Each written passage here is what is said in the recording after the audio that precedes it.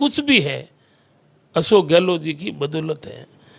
तो हम प्रेम से निवेदन करते हैं, विशेष लगाव के कारण निवेदन करते हैं कि हमारी जायज मांग और हमारे को निराश नहीं करे। हमें आज भी उम्मीद है, लेकिन कहावत भी है कि हम महात्मा गांधी जी के अनुयायी हैं, हम महात्मा ज्योतिबा फुले को मानते हैं, बाबा साहब को मानते हैं, हम इंदिरा गांधी जी के सिद्धांतों को मानते हैं। हमारे आदर्श अशोक गहलोत जी है। अशोक गहलोत जी से हमने सीखा है कि बेटे कभी वसन के ऊपर कमज़ोर मत पड़ना, वसन और जुबान कायम रखना। और कहावत भी है कि रघुकुल रीत सदा सलाही, प्राण जाए पर वसन न जाए। अगर वसन ही भंग हो जाता है, जो आदमी जुबान के ऊपर खड़ा नहीं, उनका जीना भी बेकार है। अब कई लोग बोलते हैं सत्ता पक्ष में और आपने जूते छोड़ दिए, तो मैं कि वास्तव में क्या आप मजाक मान रहे हो? मैं आज नहीं, तब तक नहीं बनेगा, चाहे सालों लगे, मैं जूते नहीं पहनूंगा। मैंने प्रण लिया है, जनता के सामने लिया है, और मैं प्रण से पीछे नहीं हट सकता। और मैं जनता की जायज़ मांग, मेरी व्यक्तिगत मांग नहीं, और आधार भी है। और बाड़मेर से बालोतरा अलग बनता है तो 28,000 वर्ग किलोमीटर में से मात्र 8,000 वर्ग किलोमीटर का हमारा दायरा बनता है।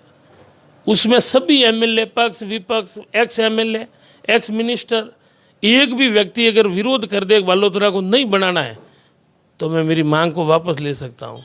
लेकिन अगर सभी मांग रहे हैं, सभी खुश हैं, हमारे ज़िले के एकमात्र मंत्री हैं, शायद सभी एमएलए हैं, कोई भी इस जायज़ मांग को गलत नहीं ठहरा सकते, सभी पक्ष में। तो मैं उम्मीद मुख्यमंत्री जी से करता था, करूंगा और करते रहूंगा। और मुझे भरोसा है कि अभी कुछ कोई लेफ्ट नहीं है, आज तो शुरुआत हुई है। मैं उम्मीद करता हूं कि आज दिन तक निराश नहीं किया, आगे भी हमें निराश नहीं करेंगे। एक बात राजनीतिक गलियारों में बहुत चल रही है कि मदन प्रजापति को मंत्री को भी ऑफर किया गया, सलाहकार का ऑफर किया गया, राजनीतिक नियुक्तियों को ऑफर किया गया, लेकिन जिले की मांग सबसे पहले रखी। इसकी क्या सत्यता है? वो तो सभी जानते हैं। मेरे बेटे की शादी में जिस दिन मेन कार्यक्रम था, उस दिन 10 मिस कॉल आए, मेरे को ध्यान नहीं रहा भीड़ में। तब हमारे गनमैन ने कहा सीएम ऑफिस से फ़ोन आ रहे हैं, तो मैंने अलग जाके बात की कि मैं आपको चेयरमैन बना रहा हूँ। मैंने कहा साहब, मैंने आज दिन तक 20 सालों में 36 कौम के भरोसे राजनीति की है। मैंने जातिवादी राजनीति दूसरों की तरह नहीं की है, ना मैं करूँगा। आप मुझे माटी गल्ला का चेयरमैन बना रहे हो, ये तो एक जाति विशेष मेरी कौम के हिसाब से है, तो मेरा थप्पा लगेगा कि भाई ये कुमार जाति का मिनिस्टर है। माफ़ करो, मैं नहीं, मैं कह रहा हूँ, मैं आप कह रहे हो माफ़ करो, मैं नहीं बनूंगा, ना मैं ज्वाइन करूँगा। दूसरा, जब मंत्रिमंडल का विस्तार हुआ उस समय भी मैं मिला, मतलब परिस्थितियाँ पक्ष में नहीं है। आप तो बालोतरा को जिला बना दो, हम समझेंगे हमारे को मंत्री से बड़ा पद मिला। मंत्री पद ठुकरा लिया, एक जिले की मांग भी नहीं मानी गई और बालोतरा जिले को अभी भी आस है कि जिला बनेगा। 100% उम्मीद है कि जब तक उनके हाथ में पावर है, मेरे को निराश नहीं करेंगे। 3 साल का कार्यकाल हो चुका है, 2 साल के कार्यकाल में पचपदरा में क्या क्या होने वाला है जो आपके लिए मुख्य मुद्दे रहेंगे? जिले के अलावा सब हो गए। जो कॉलेज है, दोनों को जितने सब्जेक्ट मांगे थे वो तमाम दे दिए युवाओं के लिए, चाहे कन्या महाविद्यालय हो, चाहे MBR लड़कों का कॉलेज हो। कल्याणपुर में कॉलेज खुलना लोगों ने सपने में भी नहीं सोचा। कल्याणपुर तहसील बन जाएगी, कल्याणपुर में ITI बन जाएगी, कल्याणपुर में SC ST का हॉस्टल बन जाएगा, कल्याणपुर में इंग्लिश मीडियम स्कूल हो जाएगी, घर घर पानी, घर घर बिजली, पानी के टेंडर हो गए। बालोतरा में ADM ऑफिस हो गया, पचपदरा में अलग से DYSP और बालोतरा में अलग DYSP। गत बार हमने DTO ऑफिस, एडिशनल SP, नगर परिषद, मैं क्या क्या बताऊं। जो मांगा, ओवरब्रिज, जो मांगे, कोई छोटे मोटे को छोड़ के मुझे गर्व महसूस होता है कि मुझे दूसरी बार जनता ने राजस्थान की विधानसभा में एक साधारण परिवार और साधारण कार्यकर्ता के व्यक्ति को, और मुझे खुशी इस बात की है कि दोनों बार मैं जीता, दोनों बार सरकार बनी। इस कारण ही जिला अस्पताल बन गया।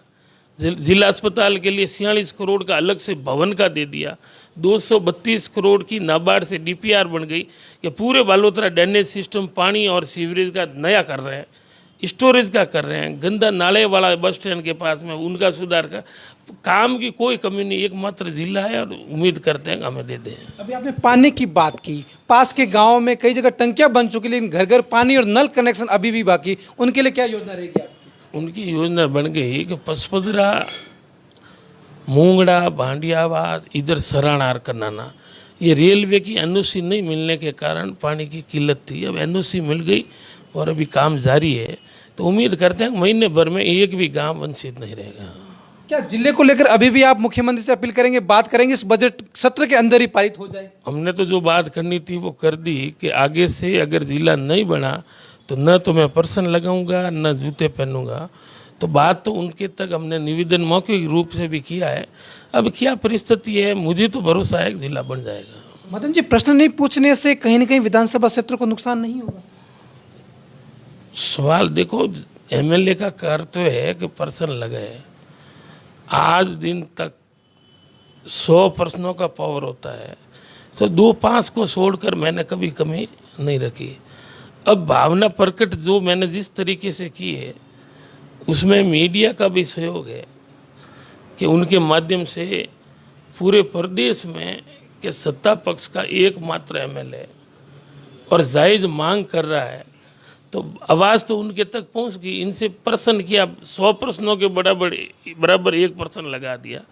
अब आदेश उनको करना है, मेरा काम है निवेदन करना और उनका काम है आशीर्वाद देना। अब उनको देखना है क्या करेंगे क्या नहीं। केंद्र से बजट में राजस्थान को क्या मिला, विशेषकर पचपदरा और रिफाइनरी को? मैंने तो स्थानीय हमारे सांसद जो केंद्रीय मंत्री भी है, चाहे जैसलमेर, कांडला, भाबर हो, चाहे साउथ और दिल्ली के लिए अलग से ट्रेनें हो, हमें तो उम्मीदों के ऊपर पानी फिरता नजर आ रहा है। जोधपुर से गजेंद्र सिंह जी जल संसाधन मंत्री है और पहले यही जेजेएम 90-10 के रेशियो के तहत सेंट्रल 90%, 10% स्टेट के ऊपर भार पड़ता। अब हमें दुख है कि ये सेम योजना को 45 और 55 कर दिया, तो 45-55 में स्टेट के ऊपर अतिरिक्त भार पड़ता। हमने अलग से लेटर लिखा था, मैंने मिला भी मौके कि आप मंत्री है, राजस्थान डिजिट रेगिस्तानी इलाका है, पीने के पानी के लिए सदियों से कई कहावतें भी है कि यहाँ घी और खून सस्ता है और पानी महंगा है, और उस प्रदेश को आप निराश कर रहे हो। और 90-10 में तो भी मैं मुख्यमंत्री जी को धन्यवाद देता हूँ, उन्होंने हाँ भरी कि 90-10 में भी वो तैयार हो गए। इनसे ज़्यादा गर्व की बात हो नहीं सकती। संविदा कर्मचारियों को नियमितकरण की बात कही गई थी कांग्रेस के चुनावी मैनिफेस्टो में, लेकिन आज बहुत कुछ मिला तो है, लेकिन नियमितकरण की मांग अभी भी अधूरी। क्या मांग रखेंगे आप उनकी सदन में? देखो, मुझे तो भरोसा है कि समय समय पर किसी वर्ग को वो नाराज नहीं करेंगे। समझ में नहीं आया कि कोविड महामारी के 2-3 सालों में हमें तो डर था आर्थिक प्रबंध कैसे करेंगे। एक तो प्रधानमंत्री जी हैं जो एमपी कोटे को बंद कर दिया, और एक हमारे मुख्यमंत्री है जो प्रतिपक्ष नेता कटारिया जी से कहा कि बोलो कितना चाहिए, उनके मुंह से कहलाया 5 करोड़ करो, तो 2 का 5 करोड़ करना अपने आप में, मतलब मैं क्या कहूँ, हम तो असंभित रह गए कि आप कैसे देंगे। हमें तो डर था, लेकिन 2 की 5 करोड़ करना एक क्रांतिकारी कदम था। ये पुरानी पेंशन लागू की है। आज गांव गांव घर घर कर्मचारी नाच रहे हैं, फटाके फोड़ रहे हैं कि यार हमें उम्मीद भी नहीं थी, उनको भविष्य असुरक्षित महसूस हो रहा था। लेकिन पुरानी पेंशन जनवरी 2004 से लागू करके कर्मचारियों को खुशी प्रदान की है, तो संविदा कर्मचारियों के लिए कोई काम बड़ा नहीं है, बढ़ोतरी की है। तो हमें उम्मीद है कि आने वाले समय में जल्दी करेंगे। बजट को लेकर मदन प्रजापति का खुला कहना है कि राजस्थान में बहुत कुछ मिला है। हाँ, एक खेद मन में जरूर है कि बालोतरा के जिले की जो मांग लगातार उन्होंने उठाई थी, अपने मंत्री पद को भी त्याग दिया, बोला कि मुझे मंत्री पद को ठुकरा दिया, मुझे मंत्री नहीं बनना, सलाहकार नहीं बनना और न किसी प्रकार की राजनीतिक नियुक्ति में लेना है। एक ही काम है, केवल मेरा जिला है वो बालोतरा को जिला बना दिया जाए। उन्होंने चप्पल उतार लिए, बूट उतार लिए अपने, और ये और कहा कि मैं प्रश्न भी नहीं पूछूंगा। इसके साथ में ही कहीं न कहीं केंद्र सरकार के राजस्थान के जो मंत्री है जोधपुर से और बाड़मेर से जो सांसद है, उन दोनों को कोसा भी है रिफाइनरी को लेकर, स्थानीय मांगों को लेकर सीधा सीधा प्रहार भी किया। एक खास रिपोर्ट रमेश देगड़ा के साथ में मैं कुलदीप चारण, जयपुर।